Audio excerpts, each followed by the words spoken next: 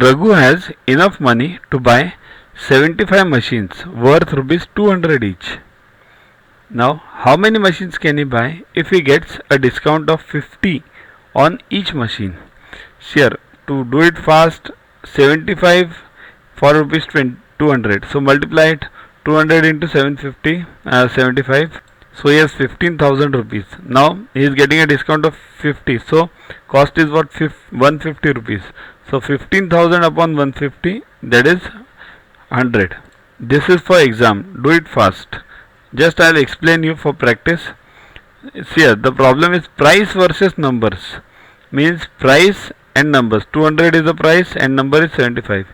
If price increases, then number decreases, and price decreases, number increases, right? Therefore P is inversely proportional to N, right? Because one increases, second decreases. So P equals to K upon N. So K is constant. So 200 equals to K upon 75, right? Therefore K equals to 200 into 75. Now just keep this as it is, or you can multiply it 15,000, anything. Next, discount of 50 means the new price is what? 200 minus 50, that is 150 per machine.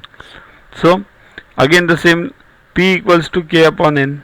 So 150 equals to K is 200 into 75 upon N. So N this side, 150 in the denominator. Solve this, 75 1 the 75, 2 the 2 1 the 200s. So N is 100. 100 machines would be